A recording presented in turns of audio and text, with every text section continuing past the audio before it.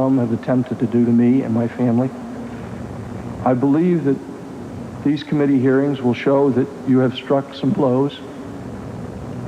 But I am going to walk from here with my head high and my shoulders straight, because I am proud of what of the efforts that we made, and I am proud of the fight that we fought.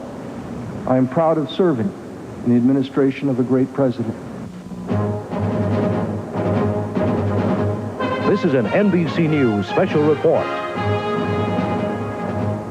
Senate hearings into the Iran-Contra connection. Here is Tom Brokaw in New York. Good afternoon, everyone. It is day 3, round 2 for Lieutenant Colonel Oliver North as he goes before the congressional committee that is investigating the Iran-Contra scandal in Washington, D.C. After a morning of generally friendly questioning and that opening statement, which was delayed until this morning, Oliver North will now go one-on-one with what many people expect to be his toughest interrogator.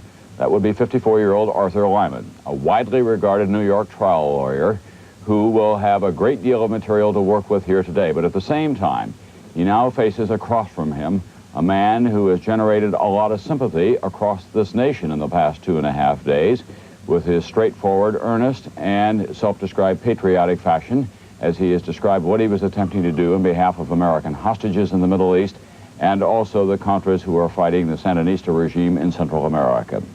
Arthur Liman will be questioning Oliver North in this Senate caucus room until about 5 o'clock this afternoon.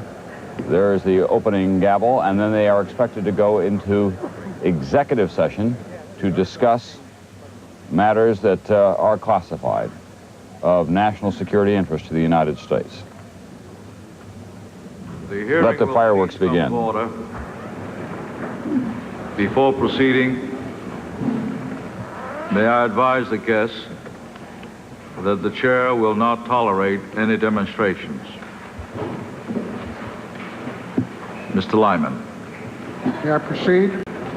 Good afternoon, Colonel. Counsel. Colonel, is it fair to say that November 25, 1986 was one of the worst days in your life?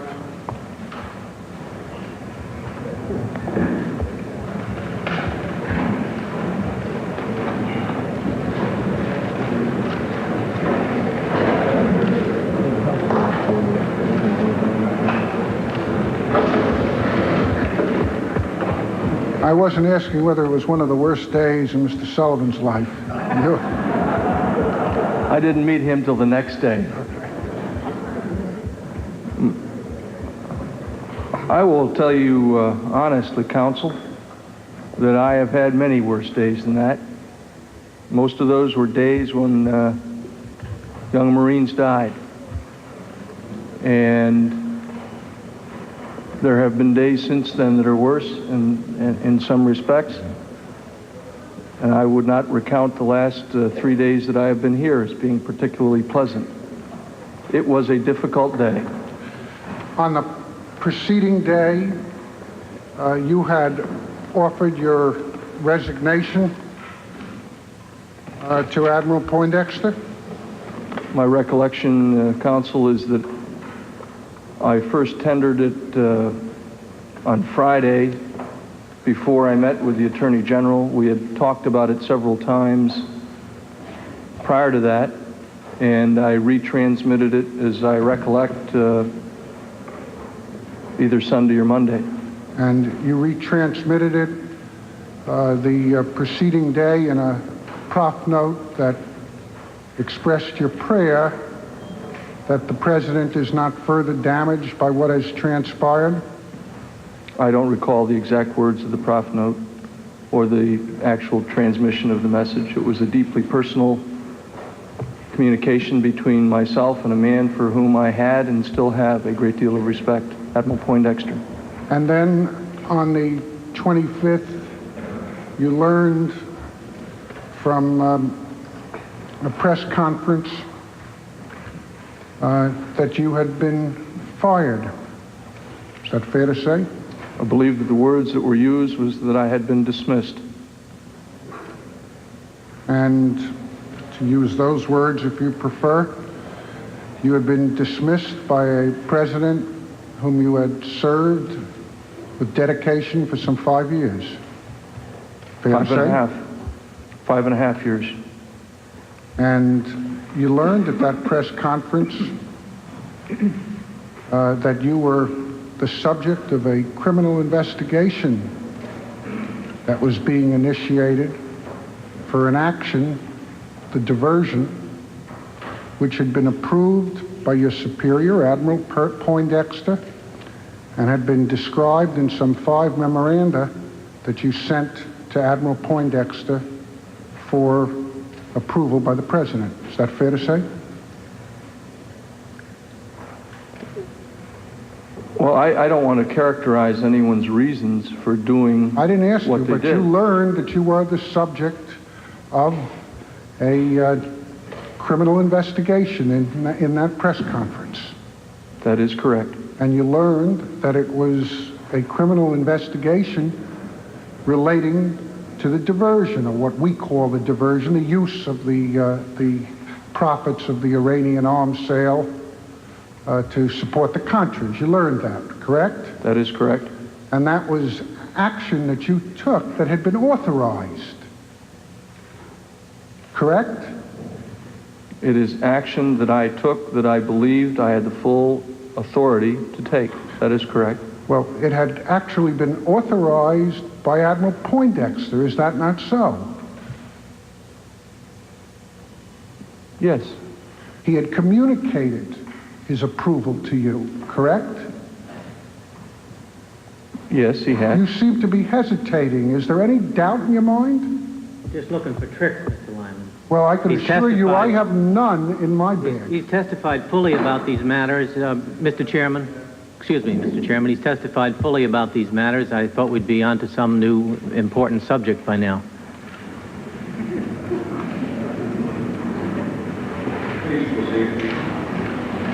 Was it approved by him? The actions that I took, all of them, to include the use of residual funds from the sale of arms to Iran to support the Nicaraguan resistance and other activities, were approved. All of them. And is it also so that for some months you had been telling friends like Mr. Owen that you were going to be the fall guy? I may well have, as I believe I have already testified. I may well have told Mr. Owen and perhaps others that if this whole thing came down to creating a political controversy or embarrassment, and you remember again that Mr. Owen did not know, I don't believe, anything about the Iranian initiative, that I would be the person who would be dismissed or reassigned or fired or blamed or fingered or whatever one wants to use as a description, that I was willing to serve in that capacity. All of that assumed that this was not going to be a matter of criminal behavior, but rather one of deniability for the White House, the administration, or whatever, for political purposes. And when I say political purposes, I am speaking of not only domestic, but the international ramifications. That is one of the essences of plausible deniability in a covert operation. Well, are you saying, Colonel, that you were prepared to take the rap for political purposes but not for criminal purposes? Is that what I just heard? Precisely. And is it a fact that on November 21, after meeting with Admiral Poindexter, you told your colleague, Colonel Earl, that you were going to be the scapegoat? I don't recall that specific conversation on the first. I don't believe with Colonel Earl. 21st. That's Friday. I may have. I don't deny that I said that to him. Did you use the term scapegoat? I don't recall, counsel. I may have. Well, scapegoat means that someone who's going to take the blame for others. For whom did you expect to take the blame? Objection. He said he didn't recall whether he used scapegoat. Well, yesterday you said that when the time came, you were going to be dropped like a hot rock, that you were going to be the deniable link. And I think you also used terms like scapegoat. For whom were you going to be the scapegoat? For whoever necessary, for the administration, for the president, for however high up the chain that they needed someone to say, that's the guy that did it, and he's gone. And now we've put that behind us, and let's get on with other things. And did you tell Admiral Poindexter that you were prepared to play that role? I had told Admiral Poindexter that, and I had told Mr. McFarland that as early as 1984. Had you told Mr. Casey that? I think it may well have been his idea to begin with, that there had to be somebody who was going to stand up and take the rap for this. And this means what, sir? Well, starting in 1984, for the political or international consequences of what we began to call the support for the Nicaraguan democratic resistance. And after that became involved and linked with the Iranian arms sale and the proceeds, you were the person who was going to take the rap for that too. I saw no difference from one to the other. And you were prepared to do that. I have testified to that. Now, Admiral Poindexter, who is your superior and who had approved this, was not dismissed. Am I correct? Counsel, I don't recall the exact words that were used in that press conference. Do you remember that he was treated differently, Colonel? Admirals should be treated differently than lieutenant colonels. Well, do you remember that he was allowed to resign and be transferred with honor? I don't recall those words specifically, but if that's what it was said in the press conference, I assume that's what it was.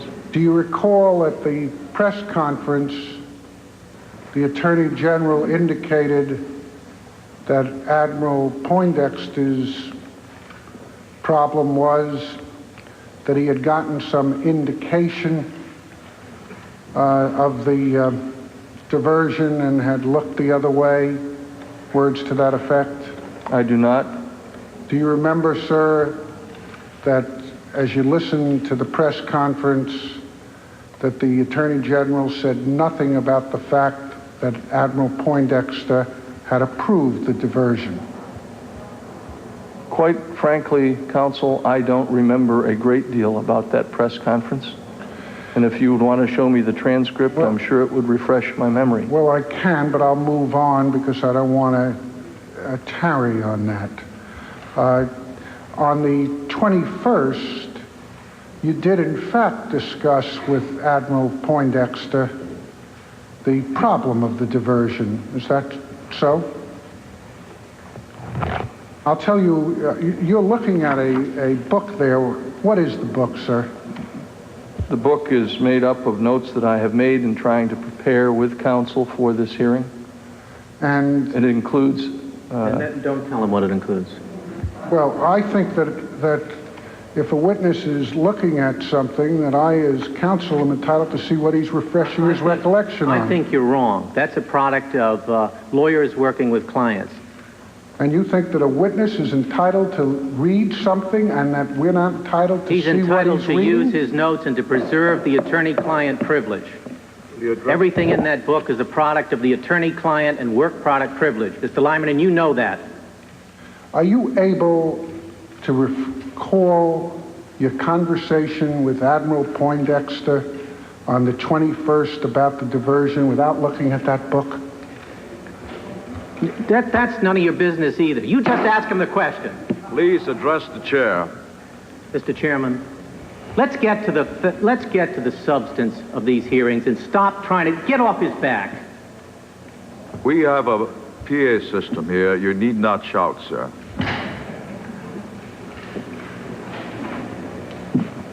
Just, Mr. Please proceed. Counsel, Don't answer the question. Next question, Mr. Chairman. It won't be answered. Lieutenant, do you recall testifying as recently as yesterday and the day before that on the 21st of November, you told Admiral Poindexter that you had gotten rid of all memos relating to the diversion? May we see the transcript that you're referring to? If you're trying to impeach him with yesterday's transcript, I want the page and the line, please, Mr. Chairman. That's the only fair way to do it. Mr. Chairman, if he recalls, I'm entitled to have his answer. Please answer. Counsel, first of all, I'm a lieutenant colonel. I have been a lieutenant colonel for a couple of years now. Second, the sole reason for me to consult with anything is for the purpose of trying to give you a more accurate answer. And I have been asked questions that covered 5.5 years of work, many of the days in which were nonstop. I am trying to give you honest, straightforward, and factual and complete answers. And now that you have refreshed what I said the other day, yes, I do recall speaking to Admiral Poindexter on the morning or at some point in the day on the 21st. Now, when you spoke to him on the 21st, would you tell us what occasioned the conversation about diversion? My recollection is that the issue came up that there would be an inquiry by the Attorney General's office or by the Attorney General on a fact-finding activity to find out what had happened in '85 as a consequence of Israeli transfers to Iran. And during that discussion, I assured Admiral Poindexter, erroneously it turns out, that all references to the use of funds generated by U.S. sales to the government of Iran and using the residuals from those transfers for support of the Nicaraguan resistance had been removed and destroyed. You finished? I think that answers your question. Admiral, you say that you, Lieutenant Colonel, He'll accept the promotion. you say that you assured him in the course of that conversation that the documents that referred to this no longer existed. Did he ask you whether the documents existed? I don't recall who raised the subject, whether it was the Admiral or I, but I do remember assuring him that they had all been destroyed. Did you discuss when you destroyed them? I don't recall, but I had been in the process of destroying things for some time by that point. Did he ask you whether any other documents besides those that referred to the diversion had been destroyed?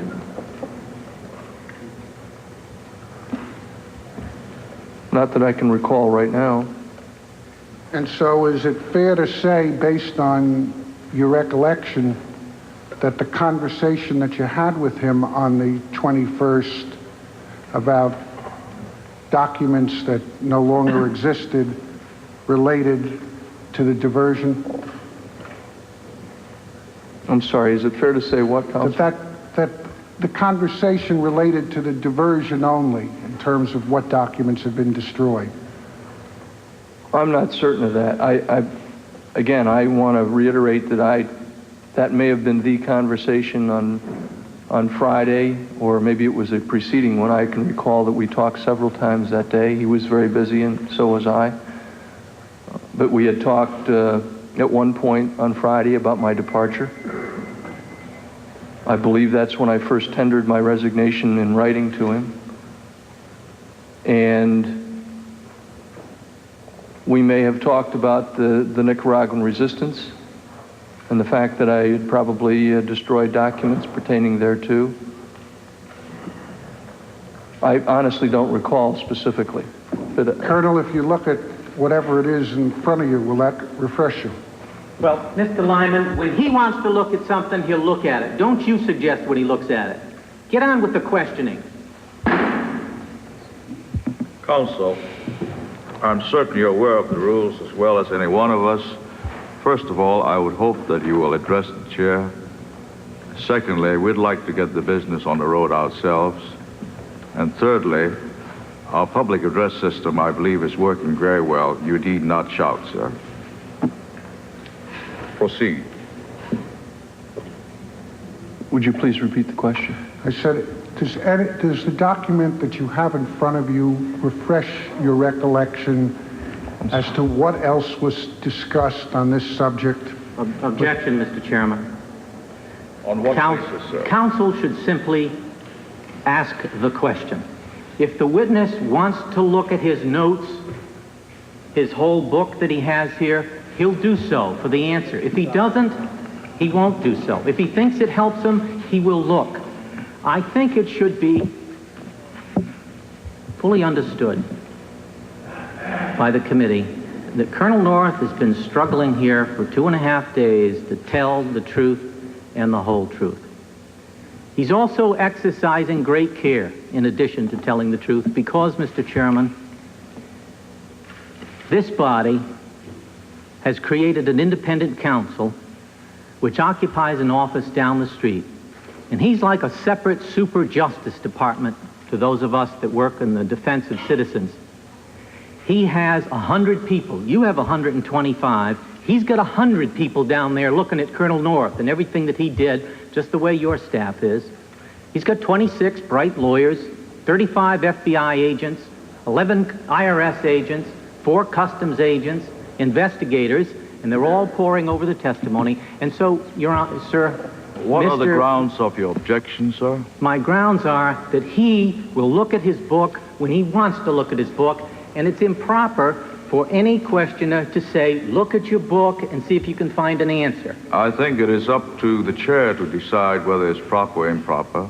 I think the question was proper, sir. Please proceed. Would you like him to, are you directing him to look at his book, Mr. Chairman? Would you like him to start at page 1? He may look at it or he need not look at it. It's up to him. Thank you, sir. I appreciate that, and that's the ruling I was looking for. Occasionally it does help, counsel.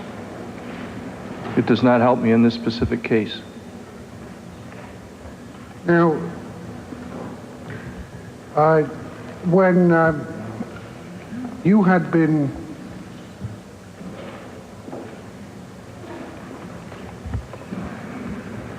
If I may make one observation, counsel. I provided to the committee, when compelled to do so under subpoena, the documents and records that I had in my possession. And many of those refer to these issues. I do not have them before me, but you have them in the exhibit books. Colonel, during the last 6 months or so, did you look over the steno books that you turned over to us? Objection, Mr. Chairman.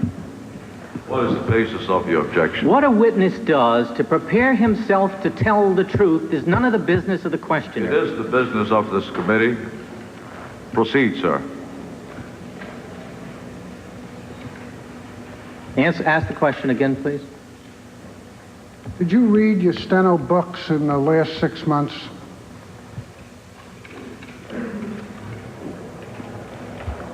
I did review them with counsel. Did you find in those steno books any references to conversations that you had with Admiral Poindexter about the diversion? I do not recall. There were 20 some odd books that I delivered up here, counsel. Now, your counsel had referred to the fact that you provided some 20 books to us. The fact of the matter is that those 20 books did not include the 5 or 6 diversion memos that you had written during the course of 1986. Is that correct? The memos themselves were contained in documents that were created in my office on a typewriter. There were no typewritten pages in the books that I gave you. And those memos were destroyed by you, or at least you tried to destroy them all. One survived. Is that fair to say? Yes. Now, when you were meeting with Admiral Poindexter on the 21st, you believed in good faith that you had gotten rid of all 5 memoranda that you've referred to. Is that so? That is correct, and just to amplify on that, it is very likely that the 2 that were not approved or that did not proceed, as I have indicated in earlier testimony, could well have been destroyed right at that time. And so what I'm saying is that the very most that may have been left in the waning days of my tenure might well have been just the 3. And that's why when the question was asked yesterday or the day before about how many memos I actually destroyed in those closing days, I couldn't tell you, because I honestly don't remember. There were 5 memos, and what you're saying now is 2 may have been destroyed at the time that those transactions didn't occur, and the other 3 would have been destroyed later. No, what I'm saying is I want to make it very clear. The 1 memo that you do have was a transaction that did not go through. As was my habit, if we had done something or prepared a memo on something that was not done, I would very often destroy that memo at that point in time when the decision was made not to proceed. Obviously, there was a memo still remaining in the files that pertained to a transaction which did not occur. It referred to an April plan that was never executed or implemented. And then there were 3 other transactions that did go through, That's for which correct. there are no memoranda extant now that you're aware of, correct? That is correct. And those are ones that have been destroyed, correct? Yes. And so at the time that you gave Admiral Poindexter this assurance, you believed in good faith that no record existed of the diversion that you had written. Is that correct? When I talked to the Admiral on the 21st, I assured him that all references to the sale of arms as it related to the Nicaraguan resistance had been destroyed, and I was wrong. And at that point, you were in a position in which you did not have a single document that indicated that your actions had been authorized by your superiors. That's the way you believed, you thought, correct? Well, yes, and I also believed that all of the prof's notes, which are now in stacks all over Washington, also had been destroyed. Now, after you were dismissed, did Admiral Poindexter call you and say to you that he would confirm that he had given you authority?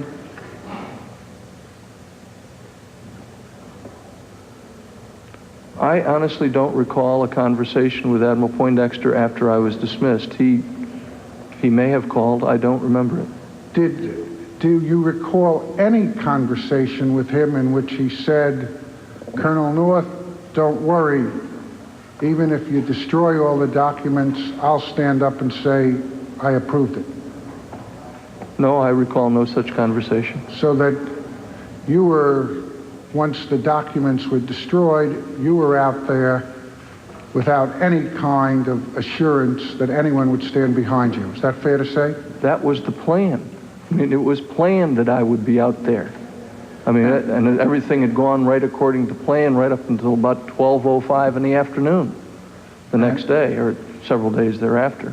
And when the plan changed was when you had the IC, or the criminal investigation, announced. Well, I don't know where, in who else's mind, the plan changed, Counsel.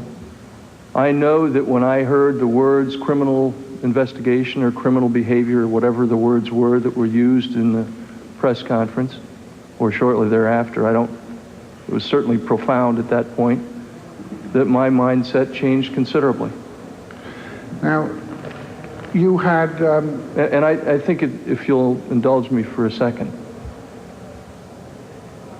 over the 5.5 years that I had served on the NSC staff, I had, as I hope I have testified here today, sought every possible means to do what needed to be done within the law. We had gone in extremis to find a way to live within the constraints and proscriptions of Boland. And I had sought a means in 1985, in working with various lawyers, various counsel, to find a way to implement a policy that started without my acquiescence or support or direction or anything else, and work very, very hard to find legal ways to carry out the policy of the president. And there was probably not another person on the planet Earth as shocked as I was to hear that someone thought it was criminal. And I can tell you that that shock was compounded when I heard later that there was to be an independent counsel, and further compounded when I was the only name in the appointment order for that independent counsel. The only person on the planet Earth named in that appointment order, counsel. Colonel, if the investigation by the independent counsel had not been instituted, if you hadn't heard the words criminal, would you still be sticking by the cover story? It's a I will not press it. It's hypothetical. I know it is, Mr. Liman. I'm glad you recognize it. We don't have to get the chair involved.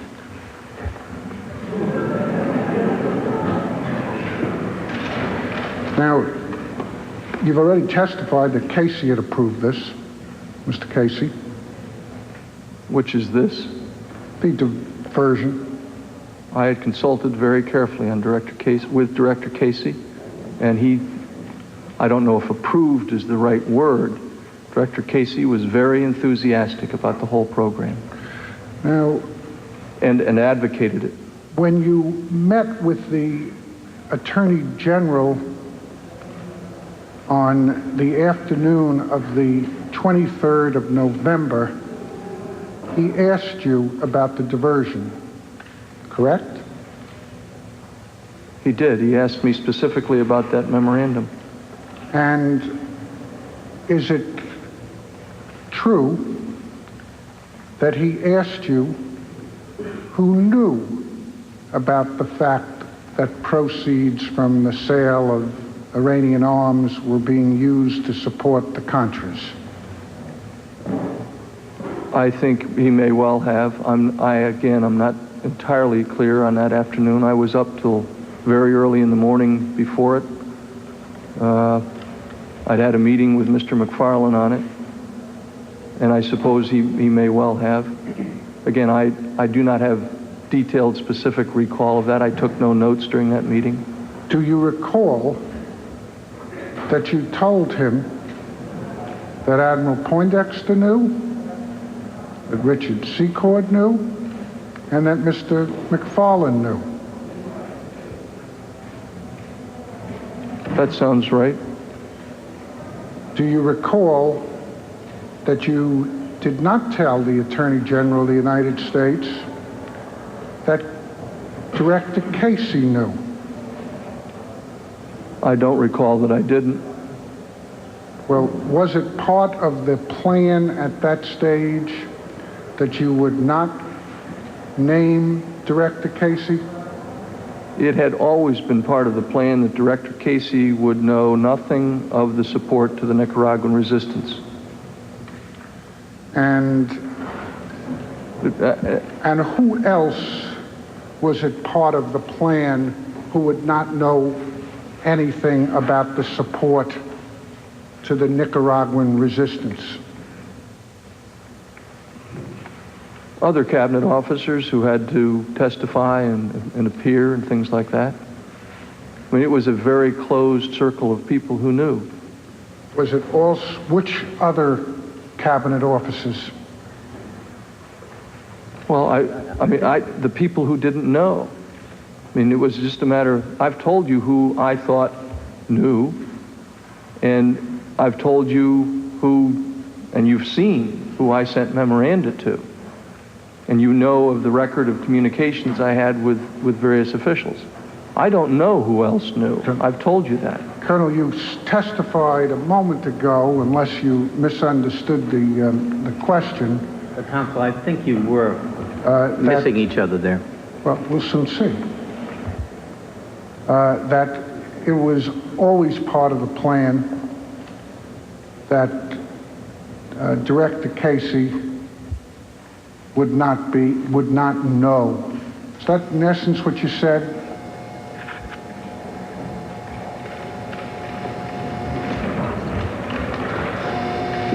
If you mean by the plan, the Fall Guy plan, yes. And so the Fall Guy plan was that even though Casey knew, you would not finger him, to use a colloquial expression. Your expression, counsel, not mine. Well, you wouldn't name him. That's correct.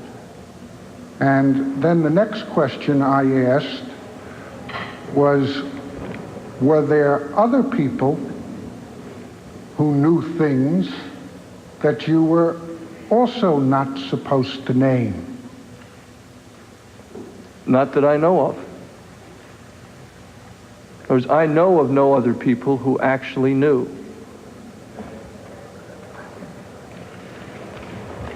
And I have testified as to who I knew. I'm getting confusing myself. I have testified as to who I believe knew about the plan. I have testified as to who I can actually confirm knowledge by virtue of the memoranda that I created, the conversations we had, and the record that you see before you from the prof system. But I had specifically talked to the Admiral, and I could well have said to the Attorney General on the 23rd, I guess it was, that Sunday, that, oh, by the way, the President knows. But I had asked the Admiral on Friday if the President knew. And the Admiral had told me no. And so when the Attorney General asked me about the President, I told him no. Well, isn't it a fact that what you told the Attorney General is that you didn't know whether or not he did know? Isn't that what you told McFarlane? But I think the discussion with Mr. McFarlane was perhaps before. No, the one in London, where he called you from London. When he asked you what the Attorney General had asked you. Well, let's go back, Colonel. Did you not talk to Mr. McFarlane after your conversation with the Attorney General? I believe I did. I believe I talked to both Mr. McFarlane and eventually Admiral Poindexter. Now let's talk about Mr. McFarlane. This is on Sunday afternoon after the Attorney General. And when you talked to Mr. McFarlane after you had met with the Attorney General, did he ask you what happened at that meeting?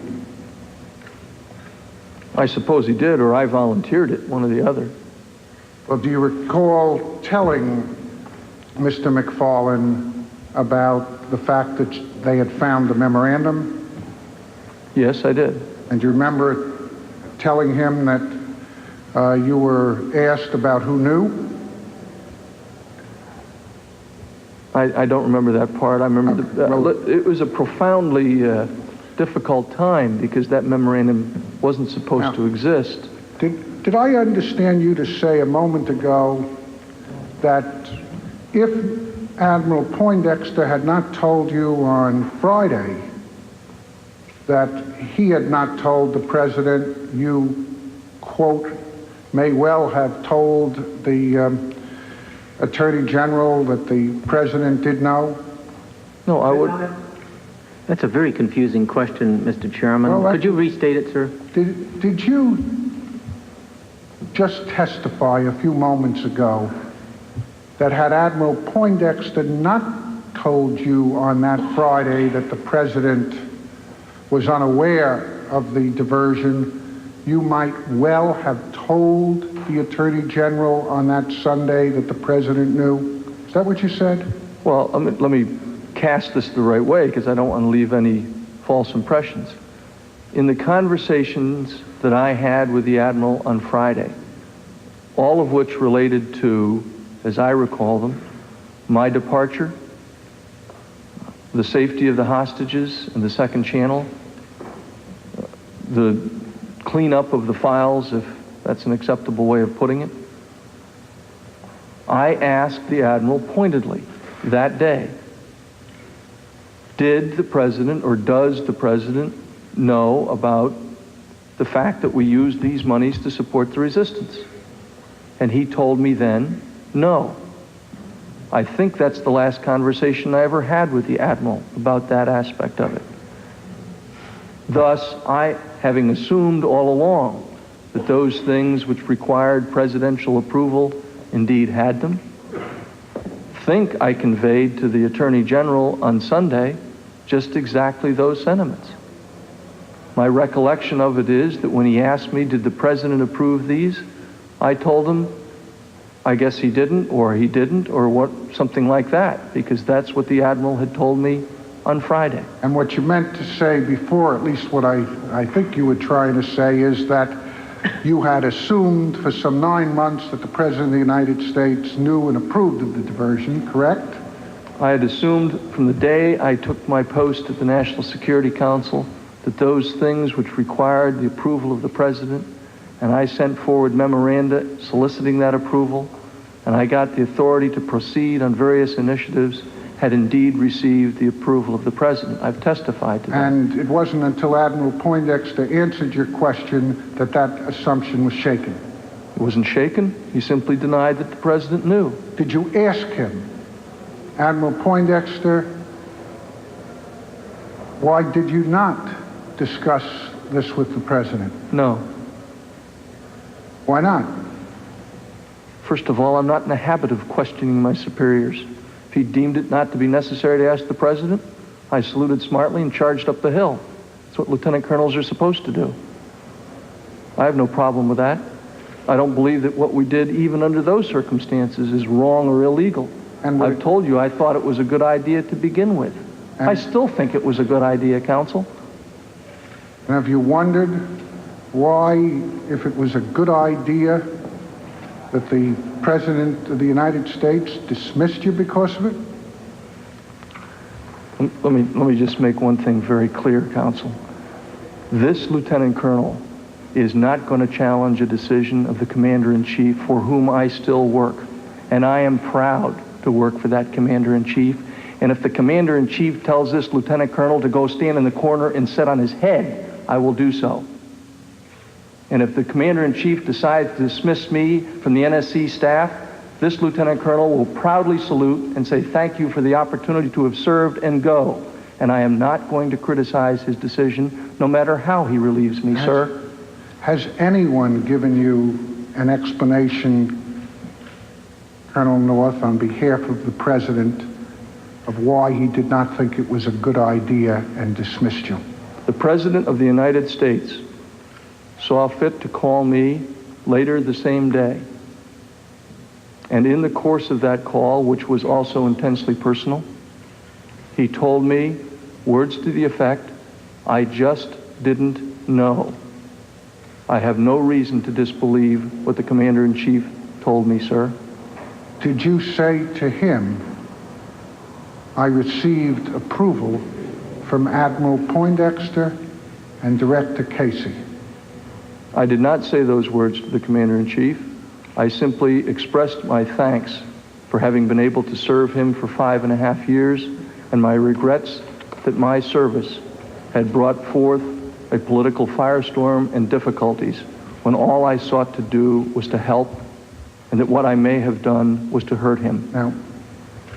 Now when you were speaking to the Attorney General on the 23rd, you understood that the Attorney General was not just the Chief Legal Officer of the United States, but he was a confidant and friend of the President, correct? Yes. He was an advisor of the President.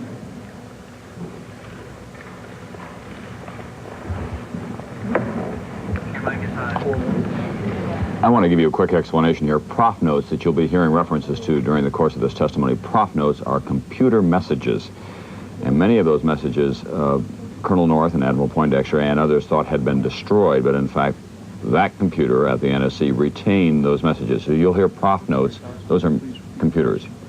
You understood that the Attorney General was an advisor of the President? Yes, I did.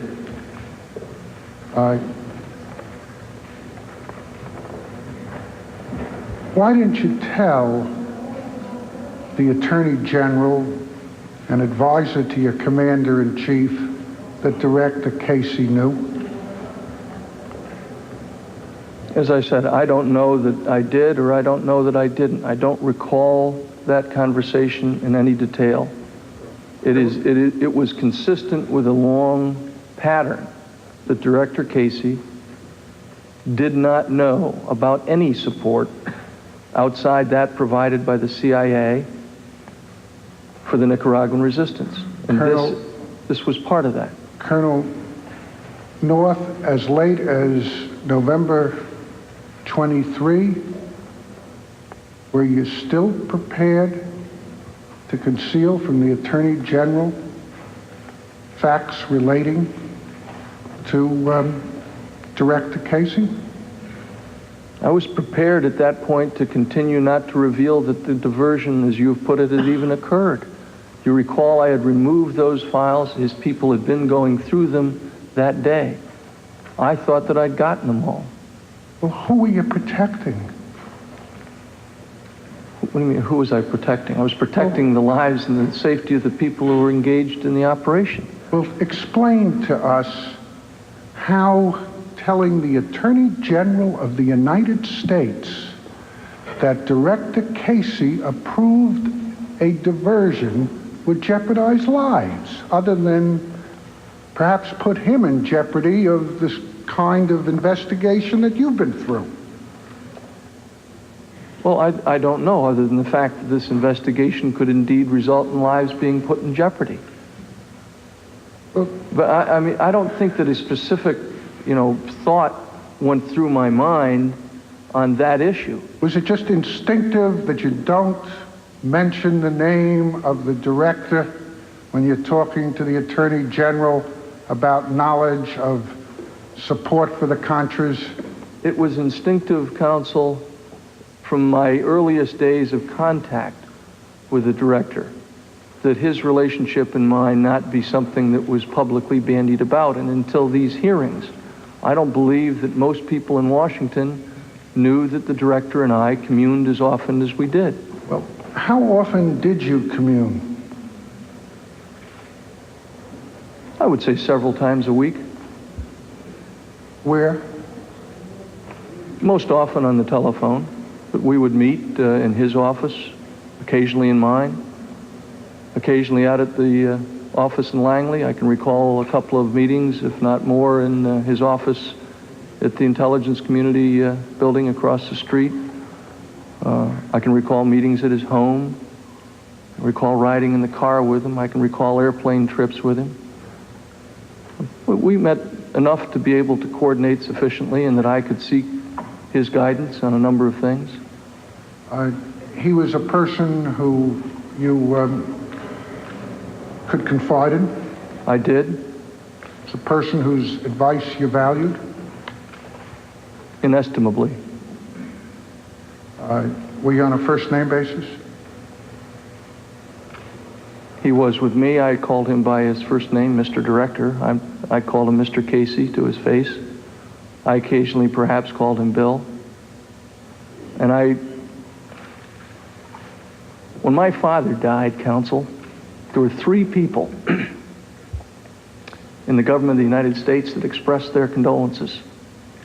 One was Admiral Poindexter, one was the Vice President of the United States, and the other one was Bill Casey. Bill Casey was, for me, a man of immense proportions, and a man whose advice I valued greatly, and a man whose concerns for this country and the future of this land were, I thought, on the right track. I may be wrong, but I don't think history will bear that out. And I took his advice to heart. Did you look upon him in a way as a boss? I've heard that said. I don't think so much as a boss, but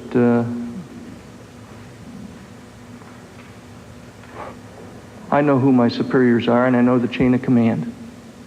And he wasn't a boss so much as he was a personal friend and an advisor and a person with whom I could consult and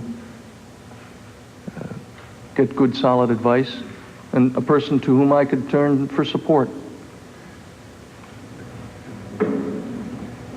When you briefed him on what you were doing to keep the Contras alive, did he express his approval to you?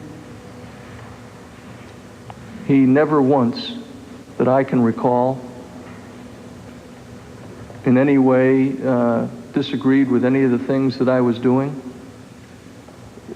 In fact, he gave me a number of ideas how they might be done better. And I don't recall that he ever said, don't do something you are doing. He often would suggest ways to do it better. Did he discuss the president's views with you from time to time?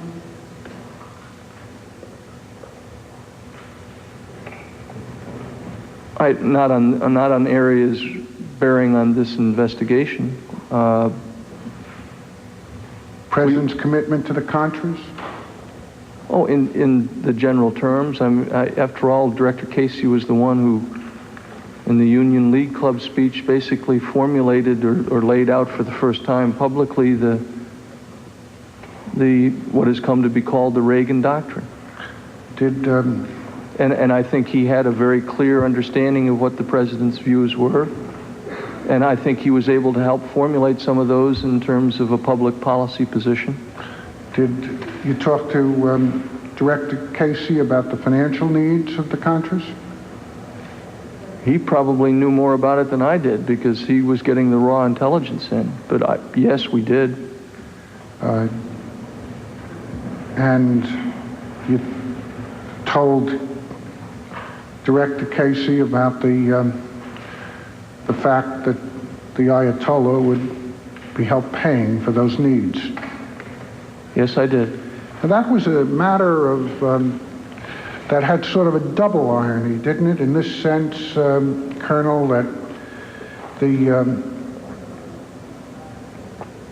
Iranian government had been providing arms to the Sandinistas, right? You've been reading my papers, haven't you? No. That's right. They tried, and they also provided oil on credit. As I recall, it was about $100 million worth over several years. And indeed, one of the points that the president approved in the terms of reference for Mr. McFarlane to talk to the Iranian government representatives about was that they should not give this support to the Sandinistas, right? That's correct.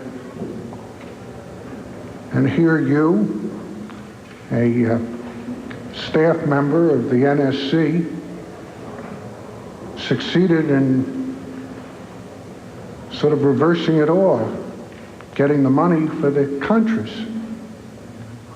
Correct? We did. And that was something that Director Casey must have admired very much. He did, to put it mildly. And it was something that, as you've said, you were proud of. I didn't say I was proud of it. I thought it was, I believe I said something that it was... A neat idea. A neat idea. Right. Well, and did Director Casey ever tell you, Colonel North, this is something that you must never mention to any of your colleagues at the NSC?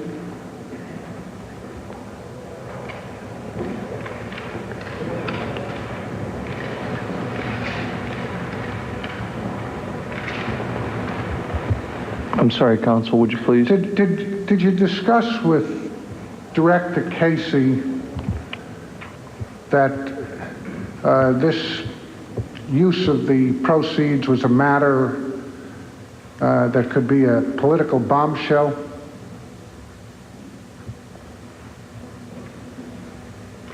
I think we probably did at a number of points. Certainly, we discussed that very clearly toward the end of my tenure. Once, I think it actually came down to detailed discussions of that. Once he was aware that there was outside intelligence on it.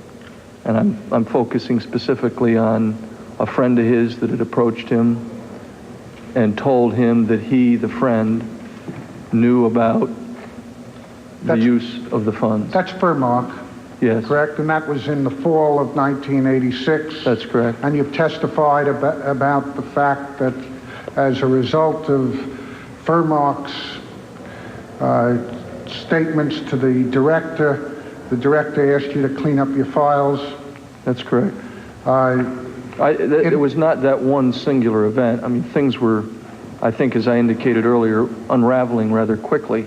We'd had the aircraft shot down in Honduras, investigation of Southern Air Transport, which is, as far as I can determine, innocent in that transaction. General Secord's role being revealed, and then Furmark walking in, and of course that was followed by the revelations in the pamphlets in Iran, and then the newspaper in Syria, or Beirut.